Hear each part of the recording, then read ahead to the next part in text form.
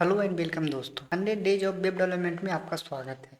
ये कोर्स देखने के बाद आप सक्सेसफुल वेबसाइट बनाने सीख जाएंगे। ये कोर्स बिगिनर के लिए जो कभी भी कोडिंग नहीं किए, नॉर्मल कंप्यूटर चलाना जानते हैं, उनके लिए कोर्स है। अगर आप कोई भी लेवल का है वो भी एक्सेस कर सकते हैं, क्योंकि इसमें जीरो से स्टार्टिंग होगा और एडवांस तक एडवांस कॉन्सेप्ट भी कवर किए जाएंगे। ओके, अब देख लेते हैं इसमें क्या क्या कवर है।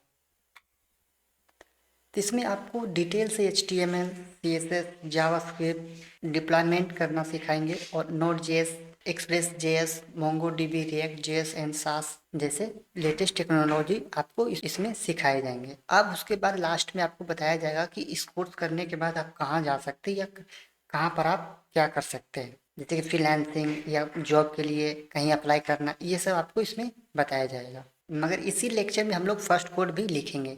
चलते हैं और थोड़ा सा क्विक में हम समझ लेते हैं कि वेबसाइट किस तरह से वर्क करता है। How to website works, website किस तरह से वर्क करता है। तो वेबसाइट में वेब सर्वर होता है जिसमें हमारा वेबसाइट स्टोर होता है, और एक वेब ब्राउज़र होता है जिससे हम वेबसाइट को एक्सेस कर पाते हैं। तो ये हमारा वेब ब्राउज़र है जिसमें हम क्रोम ब्राउज़र ऑन किए हुए, वहाँ पर आप सर्च करेंगे। जैसे कि आप यूट्यूब सर्च करते हैं या कुछ भी, तो आप जब सर्च करेंगे तो यहाँ पर एक रिक्वेस्ट जाएगा, तो आपको रिस्पॉन्स देगा वो वेबसाइट जो आप सर्च किए हैं। तो आप जब सर्च करते हैं तो आप यहाँ पर लिखा हुआ जैसे कि यूट्यूब, तो यूट्यूब हमारा रिलेटेड जो भी वेबसाइट होगा वो आपको शो करेगा। तो यहाँ पर फर्स्ट वेबसाइट जो है youtube.com है। तो आपको देख सकते हैं ये डोमेन नेम है, जो कि एक नेम है जो कि रिजर्व है, जो इसी नाम पर ये फाइल इसमें स्टोर हुआ है वेब सर्वर पर, और इसी को हम एक्सेस करते हैं। ये youtube.com जो लिखा हुआ है ये एक डोमेन है। ओके, और जब हम इस पर क्लिक करते हैं इस तरह का इंटरफेस दिखता है। जो इंटरफेस आप देख रहे हैं ये HTML, CSS, जावास्क्रिप्ट फाइल होते हैं। इसी तरह से हमारा वेबसाइट वर्क करता है। ओके, वेब डेवलपमेंट में दो पार्ट होते हैं, एक फ्रंट एंड, दूसरा बैक एंड। फ्रंट एंड में आपको HTML, CSS, जावास्क्रिप्ट सिखाए जाते हैं। ये थोड़ा सा बैकएंड से बहुत आसान होता है। HTML को यूज करते हैं कंटेंट क्रिएट करने, मतलब कि आपको स्ट्रक्चर, नेम वगैरह, वीडियोज वगैरह ऐड करने के लिए। मगर आप CSS जब पढ़ेंगे तो CSS ब्यूटी एंड स्टाइल करने के लिए यूज करते हैं, जैसे कि प्रेजेंटेशन वगैरह आप जैसे बनाते हैं उसी तरह से CSS को जब ऐड करेंगे तो उस तरह का बना सकते हैं। फिर जावास्क्रिप्ट है, जावास्क्रिप्ट को लॉजिक बिल्डिंग में यूज करते हैं, जैसे कि क्लिक करने पर क्या हो। जैसे कि घर में हम जैसे क्लिक करते हैं कोई भी स्विच, तो पंखा ऑन, बल्ब ऑन, इस तरह का फंक्शन अगर ऑन करना है या क्रिएट करना है तो आप जावास्क्रिप्ट में कर सकते हैं। ओके, अब हम देखते हैं बैकएंड में क्या है। तो बैकएंड में बहुत सारे लैंग्वेज यूज होते हैं, जैसे कि Node JS, Python, PHP, Ruby, Java, Go जैसे लैंग्वेज यूज होते हैं। मगर आपको जो पॉपुलर है उसी को हम इसमें यूज करेंगे, जैसे नोट जेएस, पाइथन, ये दोनों बहुत ही पॉपुलर लैंग्वेज है जो कि बैकएंड में यूज होता है। मगर इस कोर्स में हम लोग नोट जेएस देखेंगे, क्योंकि नोट जेएस बेस्ड जावास्क्रिप्ट पर ही है, इसलिए आपको आसानी होगा देखने के लिए। उसके बाद आप स्विच कर सकते हैं पाइथन वगैरह जो भी लैंग्वेज में स्विच कर सकते हैं, मगर जब स्टार्टिंग करेंगे तो नोट जेएस पर ही करेंगे।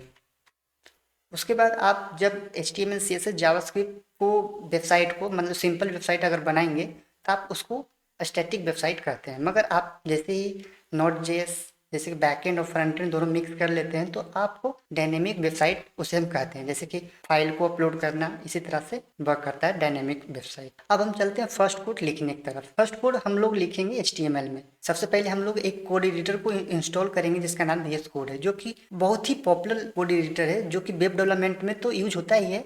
आप बहुत सारे लैंग्वेज को भी यूज कर सकते हैं, मतलब कि बहुत सारे लैंग्वेज को उसमें एडिट कर सकते हैं। ओके, अब हम चलते हैं और इंस्टॉल करते हैं। आप सिंपल है, लिखें VS कोड इंस्टॉल, आपको जो भी लिंक फर्स्ट आएगा उस पर क्लिक करना है। जैसे कि यहाँ पर लिखा हुआ है visualstudio.com, इस पर क्लिक करना है और फिर इसे डाउनलोड करना है। जैसे कि आप देख सकते हैं यहाँ पर विंडोज, लिनक्स एंड मैकओएस के लिए आपको इंटरफेस में दिखा रहा है कि आप कौन सा ऑपरेटिंग सिस्टम में इंस्टॉल करना चाहते हैं। आप जो भी ऑपरेटिंग सिस्टम यूज करते हैं उसके लिए डाउनलोड करें। सिंपल है, क्लिक करें और ये डाउनलोड होने लगेगा। ओके, आप देख सकते हैं यहाँ पर भी जावा, पाइथन, C++, C# जैसे लैंग्वेज को भी इसमें आप बना, मतलब कि रन कर सकते हैं, कोड एडिट कर सकते हैं। ओके, आप देख सकते हैं यहाँ पर बेस कोड डाउनलोड हो रहा है। डाउनलोड होने के बाद आप इसे इंस्टॉल करें सिंपल से। उसके बाद फर्स्ट कोड हम लोग लिखेंगे। ये डाउनलोड हो गया है बेस कोड, आप इस पर क्लिक करें और ये फिर इंस्टॉल के लिए प्रिपेयर होगा। ये सिंपल से इंटरफेस खुल गया। हम पहले अदर फाइल को हटा देते हैं, उसके बाद इसे इंस्टॉल करते हैं। सबसे पहले यहाँ पर लिखा हुआ आई एक्सेप्ट द अग्रीमेंट, आप इस पर क्लिक करें। जो भी इसमें स्टेटमेंट लिखा हुआ है आप उसे पढ़ लें, या फिर आई एक्सेप्ट द अग्रीमेंट पर क्लिक करें और नेक्स्ट कर दें। उसके बाद आप जो भी यहाँ पर टिक लगा हुआ आप सिंपल सा टिक कर दें, उसके बाद नेक्स्ट कर दें। ओके, अब हम इंस्टॉल कर दें फाइनल। उसके बाद ये कुछ समय लेगा, उसके बाद इंस्टॉल हो जाएगा। इंस्टॉल होने के बाद हम लोग फर्स्ट कोड लिखेंगे। ओके, यहाँ पर लिखा हुआ लॉन्च विजुअल स्टूडियो कोड, इस पर क्लिक कर अगर आपको लॉन्च करना है या मतलब ऑन करना है तो आप इस पर क्लिक रहने दें, फिनिशिंग कर दें। ओके, इस तरह का इंटरफेस खुल गया होगा। आप देख सकते हैं यहाँ पर अगर फर्स्ट टाइम अगर VS कोड को यूज कर रहे होंगे तो आपको कोई दिक्कत नहीं है, चिंता नहीं करने की बात है।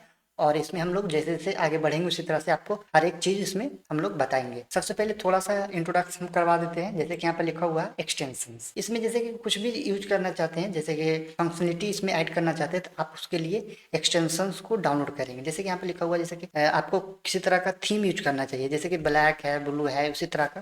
तो मैं यहाँ पर लिखता हूँ गिटहब थीम, तो आप देख सकते हैं यहाँ पर आएगा गिटहब थीम।